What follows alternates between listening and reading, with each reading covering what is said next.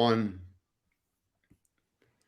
Welcome back, everyone. Ed Harold here with Morris Weintraub. I'm really excited to share Morris with you today. This is the Life with Breath expert series, applying breath as medicine. We try to bring you the top flight teachers and guides throughout the world to try to make the world a little better place, not just outside where we live, but also inside where we think and feel and be spiritual.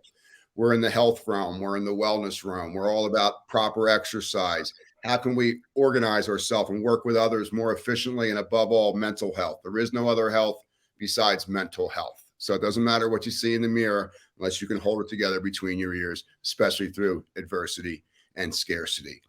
So to begin, let's drop inside our body and see if we can listen for the next little space of time in our life with every cell in our body in regard to the information we're going to hear from Morris.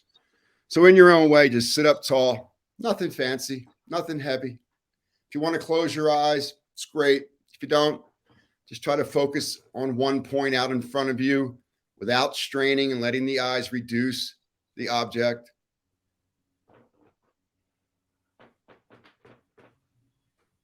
So you'll notice either you're controlling the breath or you're watching your breath and something greater than ourselves is breathing us. Both are fine.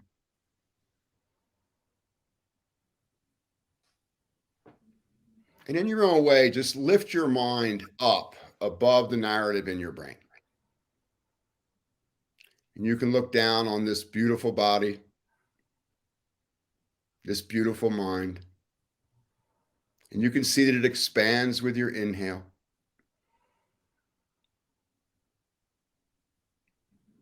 And it falls back into resting on the exhale.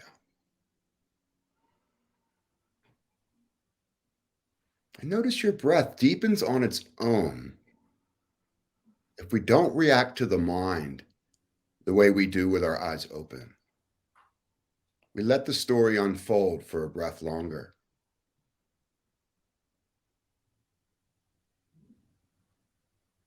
With your eyelids down, move your eyes in the sockets. What does it feel like to roll the eyes, to look up or down, or look east or west?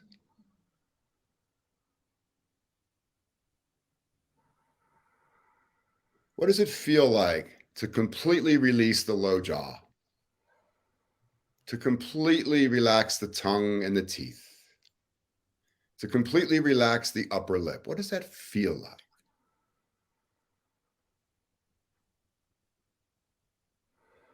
You'll begin to notice the upper chest plate is beginning to relax and open and expand, and your heart's beginning to get in the dialogue. And the heart is merging with the brain. And just allow that to happen in your own way. You already know how to do this, ladies and gentlemen. And as you breathe, time will move.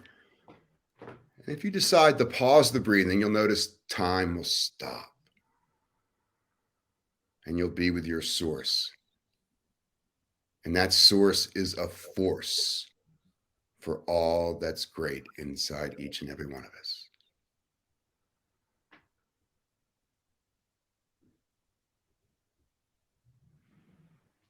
And just settling in your body and opening yourself up,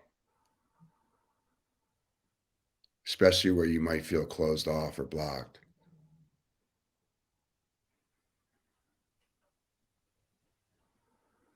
And then listening to this conversation with more than just your ears, ladies and gentlemen. You know how to do this. Take a deep breath in through your nose and exhale out through your mouth with a sigh. Break the sound barrier. Ah, yeah.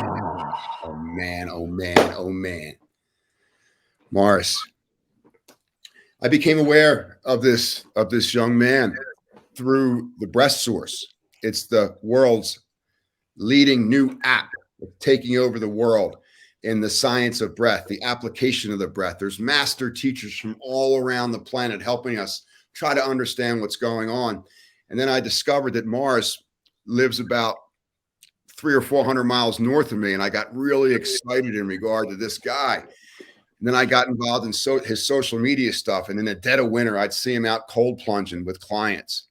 Then I'd see him leading these powerful breathing exercises outside in Mother Nature. And I was like, my man, I've been looking for this guy my whole life. Morris, thanks so much for joining us. Ed, you're one of a kind, man.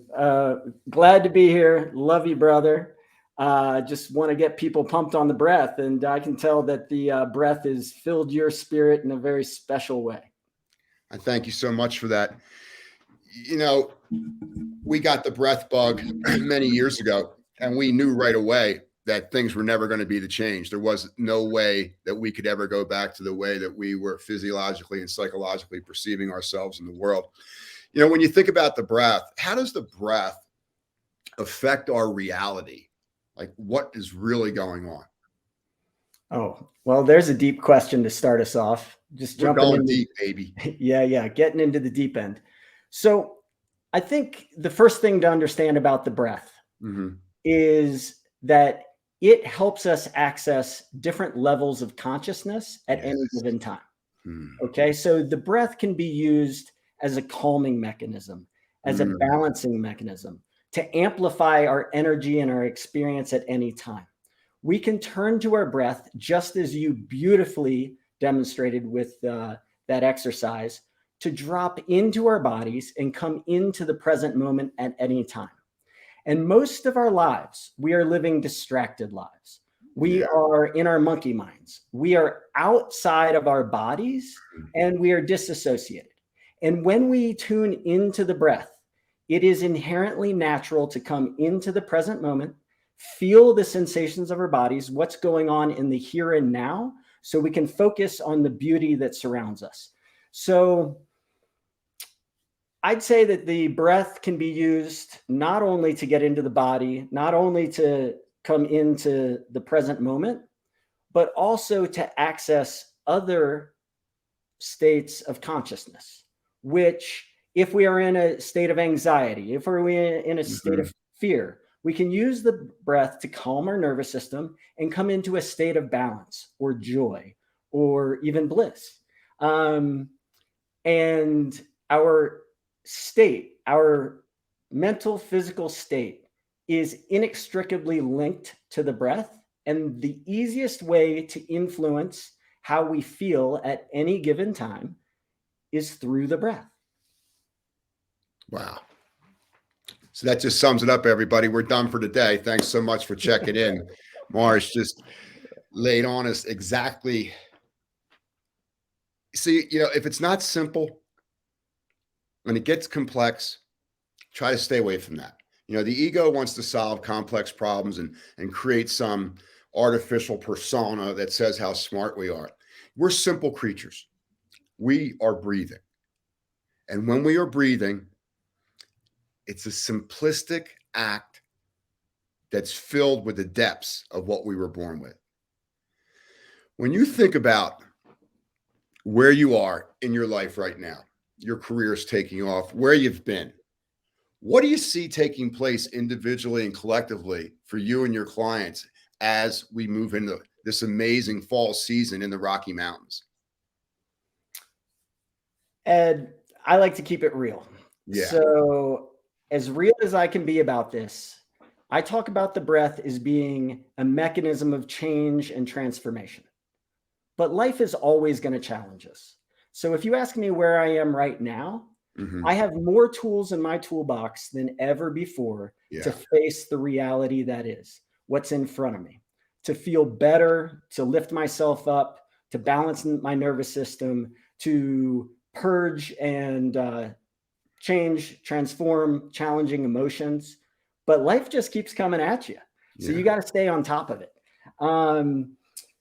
So it's an exciting time for me. I've got a lot on the horizon, but radical times of change. This is when we have to tune into our breath. Breath isn't just about overcoming challenging emotions. It isn't just about balancing our nervous system. It's about really bringing it into our daily life to change our life's experience and our life's trajectory. And so that's what I'm trying to do now. I do that for myself, and I try to share that with others. Where do you do that specifically in America? Well, here I am. I'm in Jackson Hole, Wyoming. I travel and do, yeah, I'm a mountain boy at heart. Yeah. And as you mentioned, I love to get into the streams, the rivers. I love the cold immersion. Partnering the breath with nature is something that's really dear to my heart. Two things that lift me up and make me feel better. And that's what I'm passionate about sharing with others. And then trying to dabble in some adventure into it as well. There's no doubt that the breath is powerful and it's beautiful. But when you couple it with things like nature, adventure, possibly even psychedelics, things can transform and change even more rapidly. So the brain is a very interesting organ, layers and layers and layers, and lots of neurochemicals and synapses and dendrites, and oh my gosh. So for thousands of years, folks have been using psychedelics as a way of finding a deeper understanding of themselves, their purpose, their dharma, why they were born, what they're here, what their life purpose is. Why was I born here? Now, I know that you lead some retreats where there's breath work and there's also the psychedelic adventure. Could you explain to me and our clients a little bit about what folks might get in something like that? All right. So first thing to understand about the breath, I teach two different types of breath. I say I teach things in two different baskets. One, I say conscious breathing skills. These are interventions that you can bring into your life in short increments that really do move the needle and help us balance our nervous system, make us feel better on a daily basis.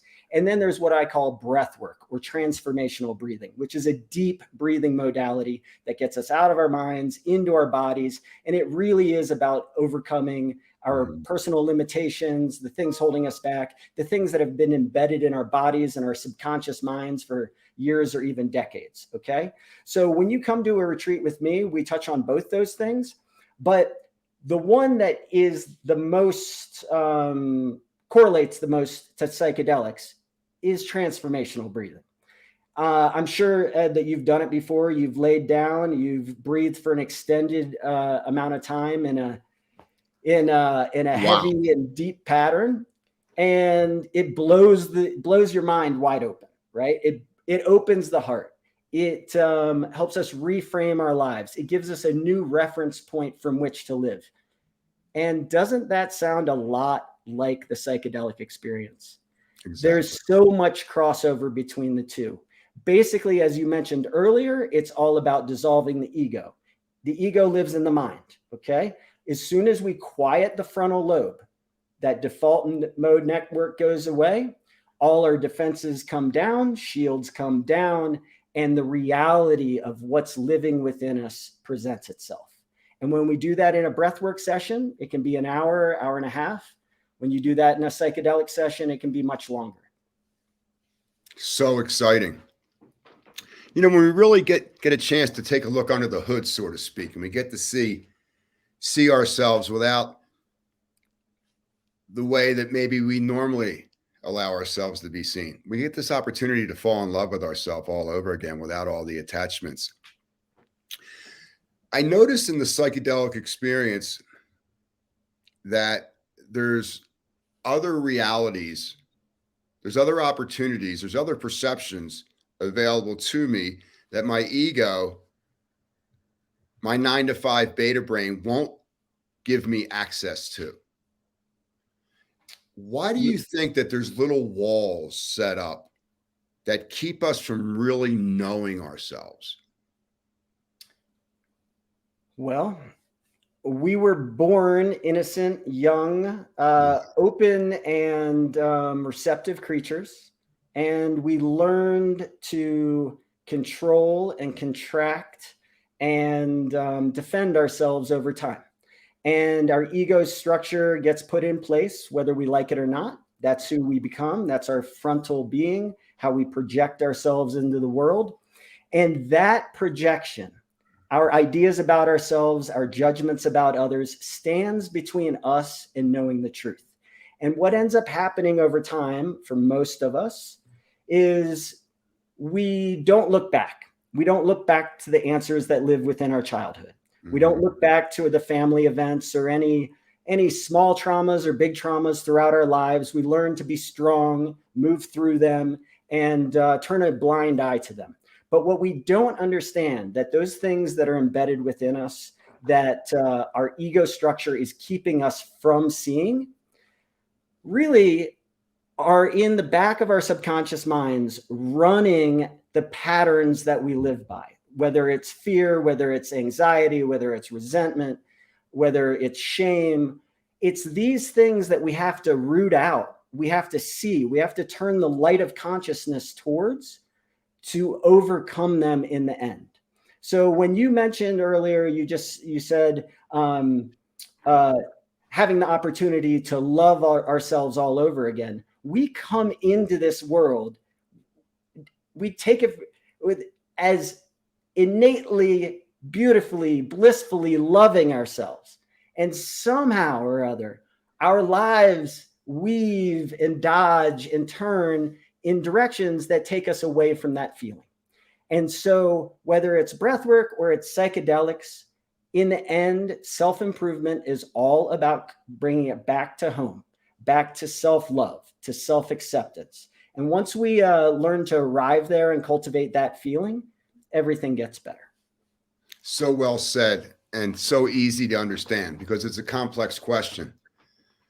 You know, we're moving into this state very slowly of self-acceptance, of people wanting to know the truth more than ever. And we're exposing non-truths in the corporate world, in the medical world, in governments. We're finding that everything isn't what we thought it was.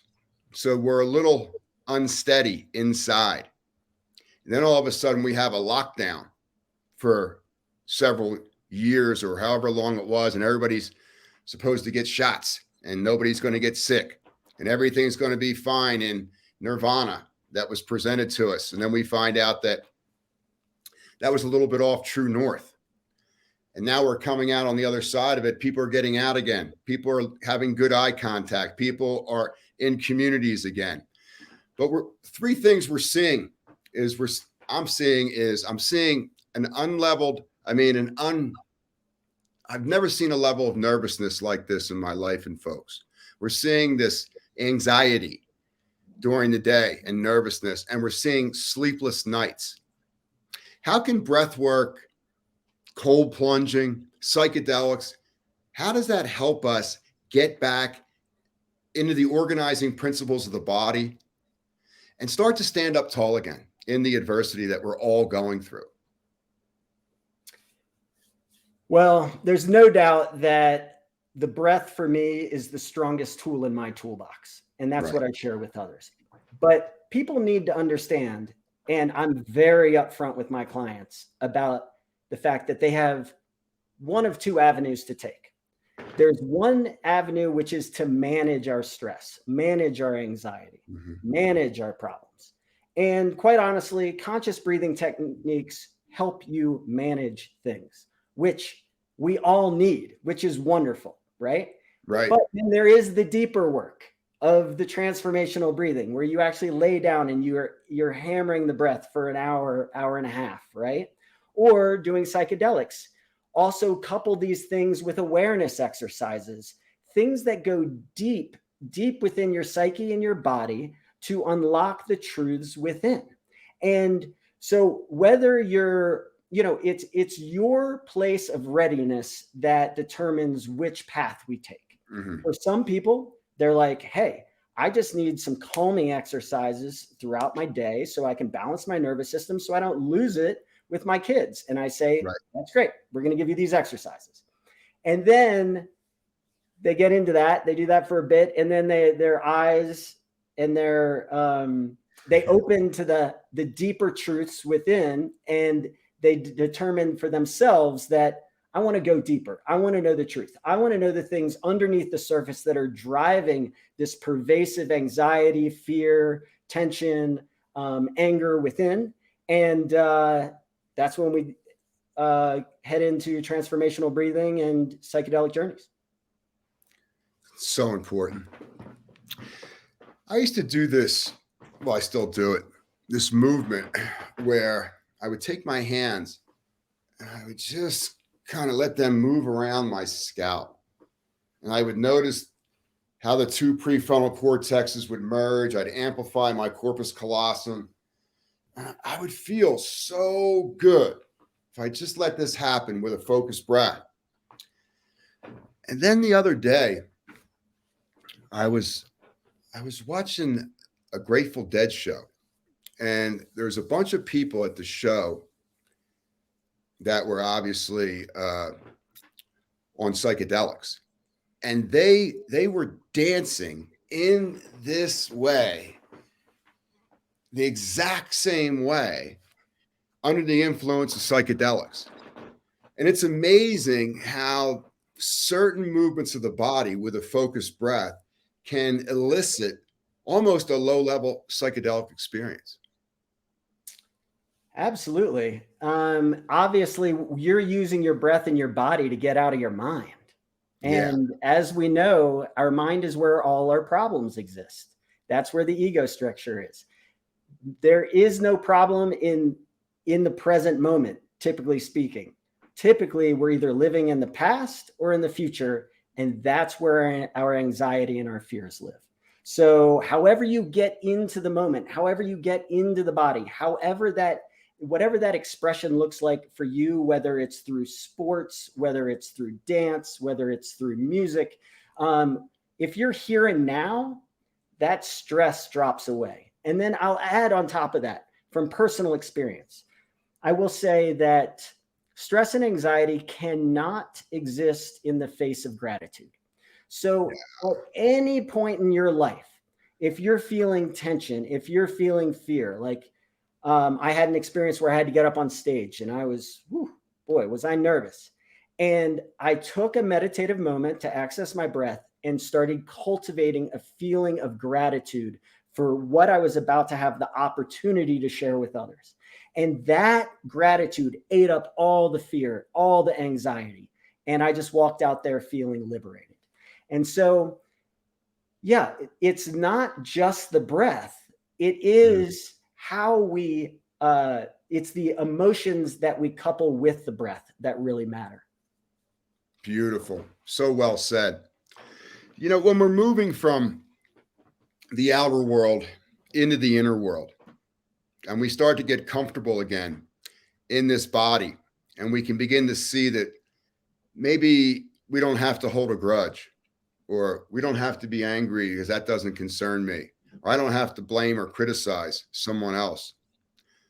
It just seems like the body itself is naturally hardwired for gratitude. Yeah. But it's not taught in school because everything is competitive. You're an A student, or you're a great athlete, or you got the girl, or you're a nerd, or, everything is labels, labels, labels. And, I think we kind of miss that there's a certain unity in our diversity, regardless of what you look like or what you sound like. Like, we're all basically the same. Yeah. Well, I think I'll give it back to you. Well said, Ed. That's beautiful. And I couldn't agree more. In my personal experience, when I say that the breath has the ability to blow the mind wide open to help dissolve the ego, same thing with psychedelics. What ends up happening is the truth presents itself. Mm-hmm. And we are then accessing the world through a different level of consciousness. And that truth and that level of consciousness is love. Once everything else goes away, what remains is love. So if you've had trauma in your life, you can view it through the lens of love. And there is nothing more healing and paradigm shifting than experiencing that. And you will not get that through the conscious mind. It just won't happen. Beautiful. Thank you so much. Obviously you've been through the wars yourself to get to where you are today as a world-class facilitator. You're in great physical condition. You look like you're 19 years old. You probably have the cardiac strength of a 21-year-old. Can you talk to us a little bit about facilitating forgiveness in folks. How can folks forgive themselves when they carry a burden, a backpack on their back, so that it seems like there's no more gratitude anymore in life? They can't create the type of reality that they want to live in. How can you help folks facilitate that beautiful word of forgiveness?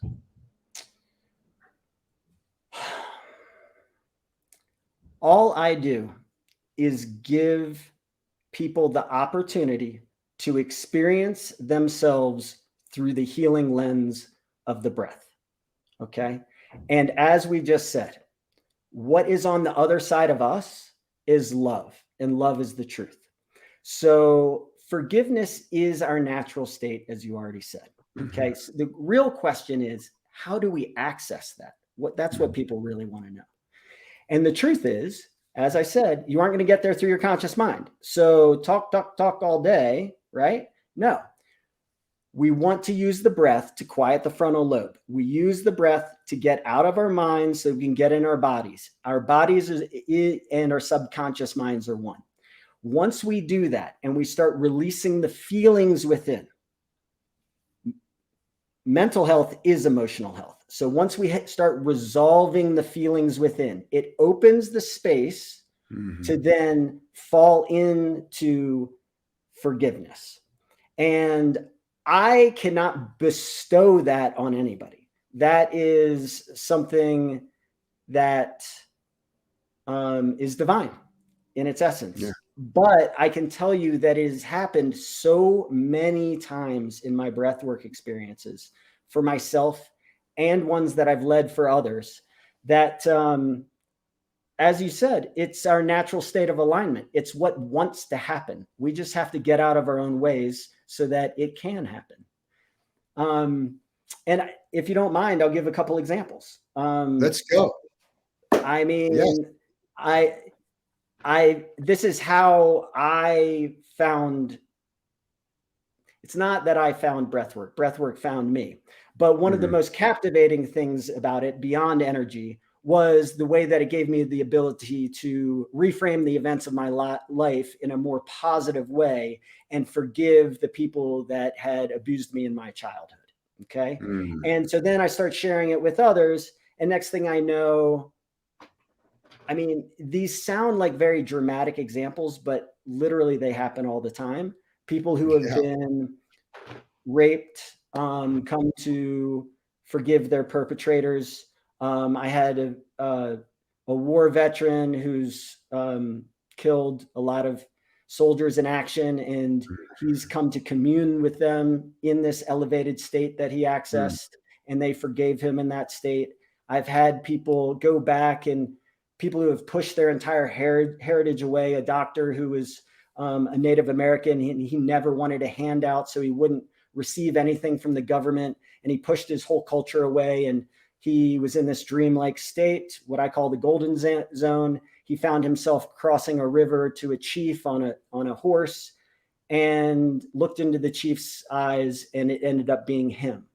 And he came back from that experience moments later to know that he had been pushing himself away, his culture away, and he wanted to embrace that again.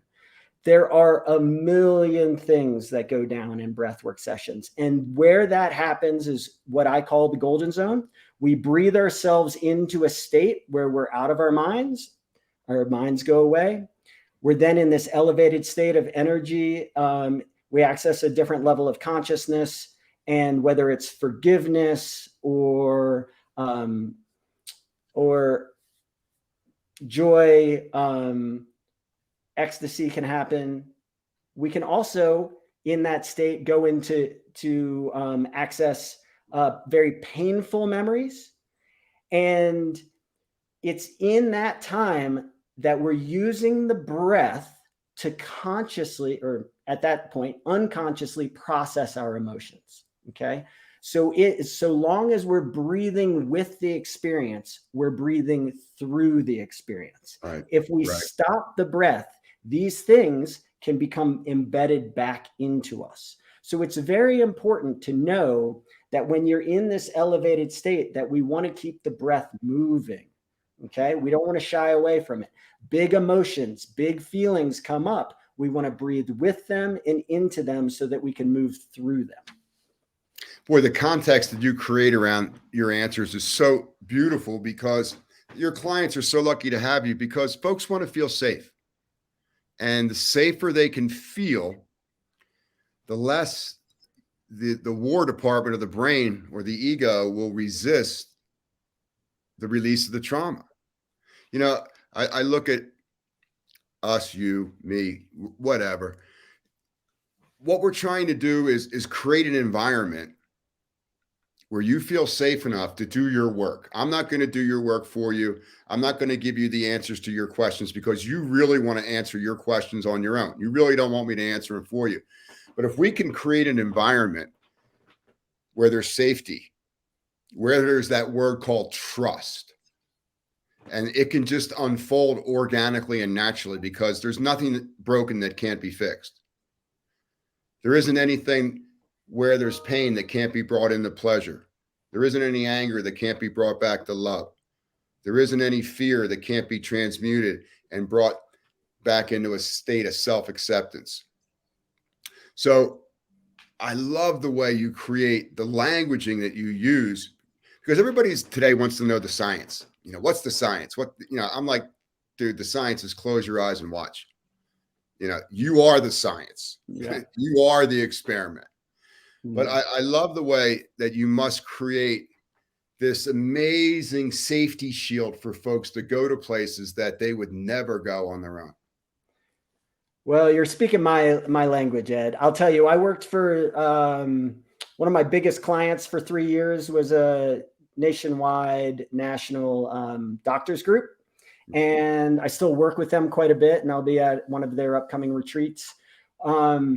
And right at the very beginning, it was all about the physiology of it all, right? Like, how do we quantify this? And I'm telling them, I can tell you what's going on in the body, but you need to have this experience for yourself. And they did. And all of them across the board said, wow, I understand what's going on in my brain. I know that I'm blowing off more CO2 and I'm limiting blood flow to my brain. I know that I'm activating my limbic system, all of this stuff, right? But none of them were prepared for what transpired in the breathwork session, and none of them could quantify that. It is something that everybody just needs to experience for themselves. So there's different realities that are available to us inside our consciousness, and giving folks access to these different realms. I mean, there's so many layers to us, and life is very rarely black and white anymore. You know, everything has different reflections of light and different reflections of color. Every moment of our life is different than the last moment, and we can only pick up so much. You know, living up where you do, in probably, you know, one of the most amazing Mother Earth places on the planet.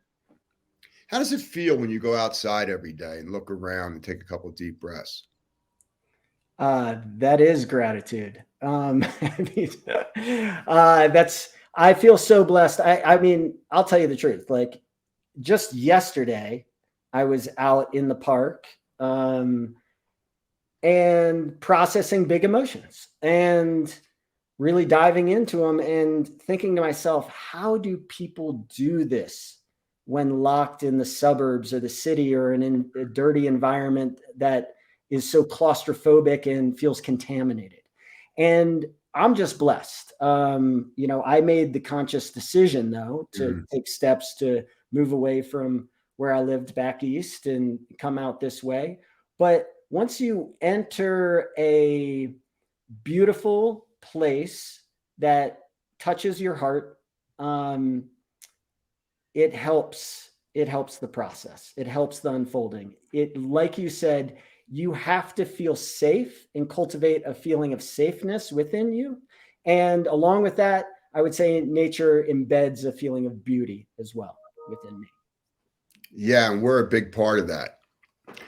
I live down in the Wasatch, which is a little south of where you are. And, every time I go outside, I try to get out every morning before the sun comes up, and there's just thousands of stars. And you just look up, and I am just such a grain of sand. And I'm so humbled to be part of whatever is going on and trying to be that spoke on the wheel of positivity, and everything's going to be okay to everyone. And, it's on some level when I feel really, really small, I can access what's really, really big. That's a beautiful paradox, isn't it? Yeah. Yeah, like I remember scuba diving in Belize and going down 100 feet. And when I stopped to look up, I've never felt smaller in my life. And it embeds a feeling of grandeur in you. It really does. It's beautiful. we live in almost this inverted universe, where it's almost like the telescope is the microscope and the microscope is the telescope. It all depends what perception you have of the instrument. And, our sense perception is wonderful. It allows us to communicate and navigate the world and have these amazing experiences, whether you're in the country or the ocean or you're in a city. But really, that's just a level one experience. Once we start to get involved in some of the extrasensory perceptions that are available to us, when we can really get in our body, get out of our head and get in our body. What's a day look like in your life? A day in my life? Yeah, I mean, you're in great shape, man. You got powerful eyes, a beautiful smile. Well, I appreciate that, Ed. That's amazing. Thank you. A day in my life, always there's a little breathing, there's a little movement, there's a little work, and hopefully on my best days, there's connection. I think connection is the undervalued one, especially in today's society. The more that we can be around the people that fill our hearts, the better off we are for that, I believe. Yeah, I have to admit that I love people. I need people. I need to be around the human experience, and I just need to be part of it. And I love my quiet time. I love to close my eyes. I love to meditate and find silence and stillness. But there's something about our tribe, whether you're 8 or 80, whether you're in great shape or you haven't gotten off the couch and God knows how, whether you watch TV all the time or you ride your bike all day, there's just something that everybody brings to everybody else when we can put our sword and shield down and just get around other people. Yeah, for sure. For sure. I think, as I said, the more connection I have, I think I'm just like you. The more energy I have, the more vibrance I have, the more vitality, and really, I don't know. What else do I bring into my life? Like, we've discussed, it's nature, it's good food, it's connection. I say move my body because sometimes I'm stressing it and doing hard things, and other times I'm stretching it out to open up, and then always bringing the breath in when I can. And I think something to understand is, we've talked a lot about transformational breathing. I mentioned conscious breathing exercises. You led us through a beautiful breath awareness exercise earlier, asking the question, are we breathing the breath or is it breathing us, right? And calling in that meditative experience. There's a million different ways to bring breath into your life, and that's what I'd like to just drive home right now. So we can use the breath and come into that 5 in, 5 out pattern to help balance our nervous systems, to optimize oxygen uptake. We can also extend our exhales to help us calm down. We can amplify the breath with maybe a breath of fire. Personally, for me, I do my own breathing and movement practice that really helps to open my body and charge, revitalize, and enliven every cell of myself. And then, when time allows, and if you're committed to to diving deep, bringing in that transformational breathing practice. And a lot of people like to ask me how often, how much do I need to do that?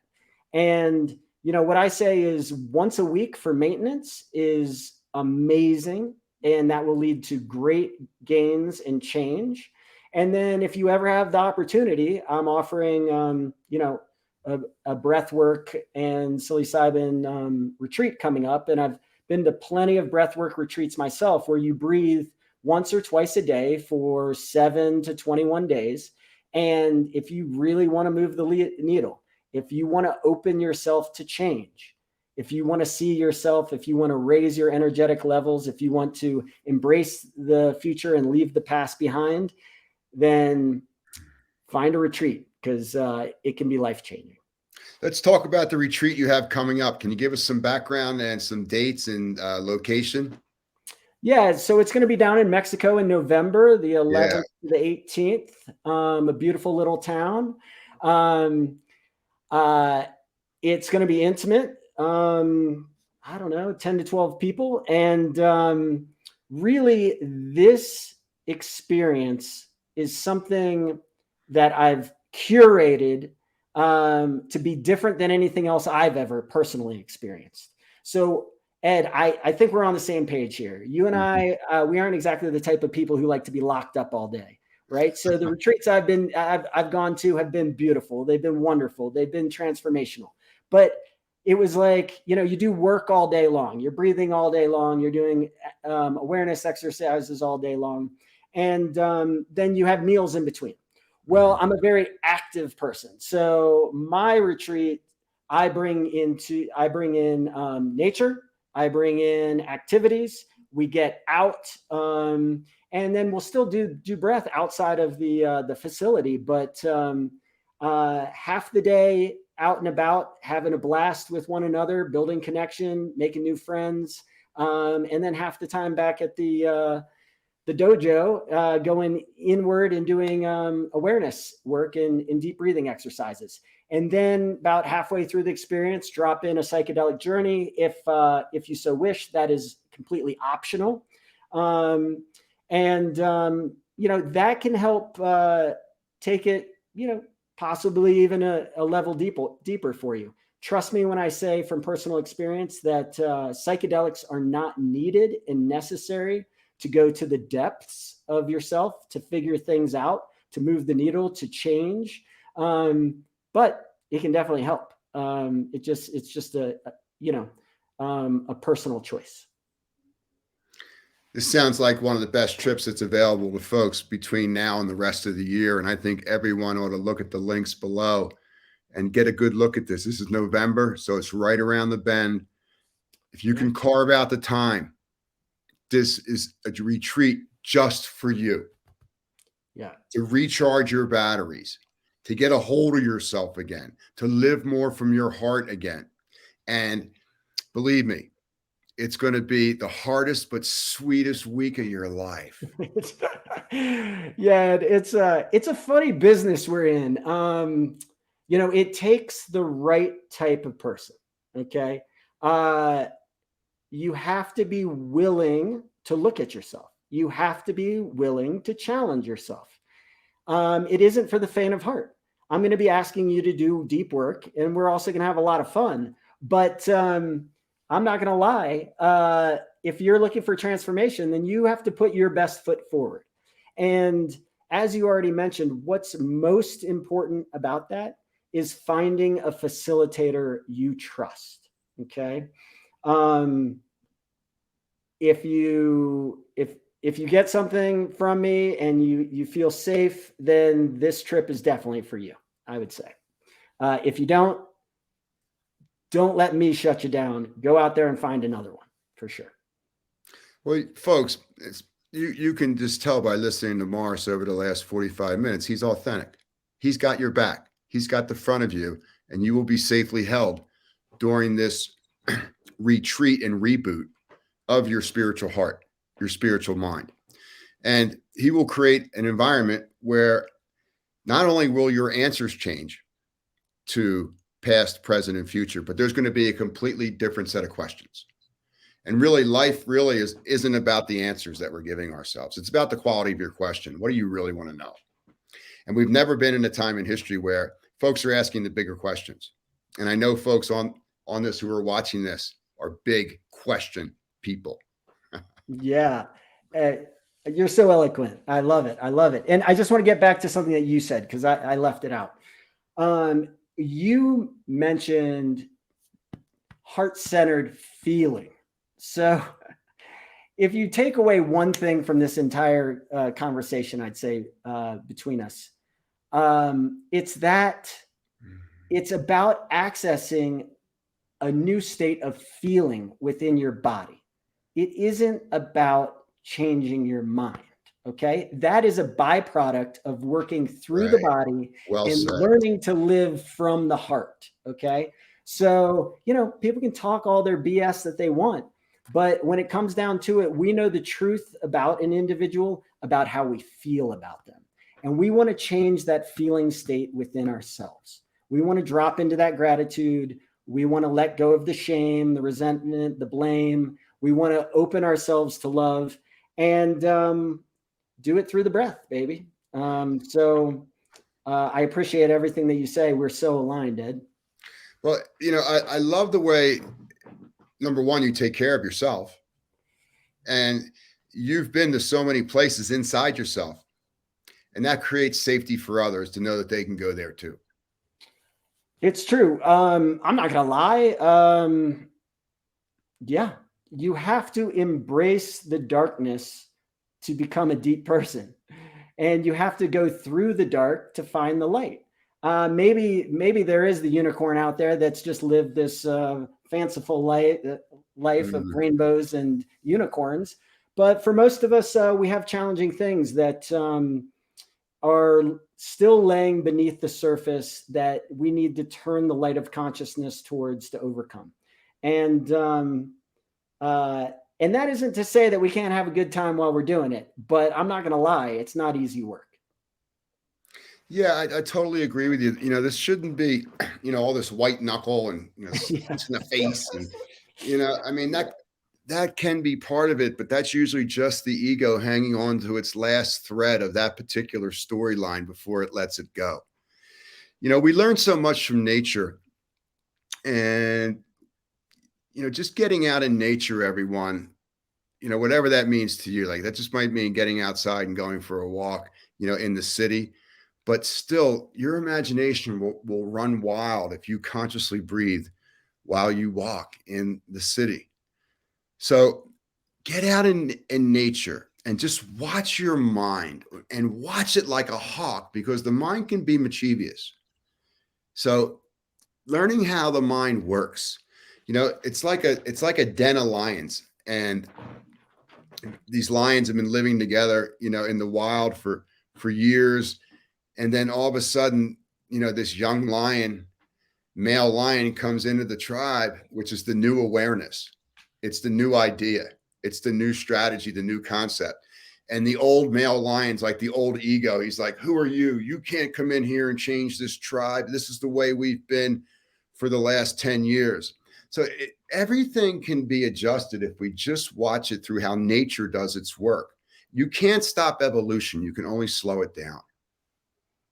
No, and you can't fight change, so you may as well get on board, right? Yeah. And in the end, breath work for me, the concept that resonates the most deeply with me when it comes to breath work is that it's a process of expansion. Okay, all that stress, tension, negativity, fear, whatever it is within us, that makes us contract. And the more you breathe, the more you open. And the more you open, the softer you become, the more that you can live from your heart, the less agitated you are. And it really is the path to accessing our higher states, being not only our best self, but our higher self. When we think about the work that we do and we have the ability to have fewer internal conflicts, it's remarkable. Then we have less external conflicts. Oh, well, Ed, I mean, come on, every great mystic that's ever existed has brought it all back to internal conflict. If we could do away with internal conflicts, there would be no external conflict. Yeah. So that's the work at hand for all of us, including myself. Yeah. And as I said earlier, life's just going to keep coming at you. So, whether it's time for a retreat, or it's time for a private, or it's time to get on YouTube or come to your channel or find a facilitator or just breathe on your own, you've got to do the work. Okay. Like, talking about the breath doesn't do a thing. Just like reading a book. The book is great, but it's only going on between your ears. You have to experience what the book, embody what the book is saying. Yeah.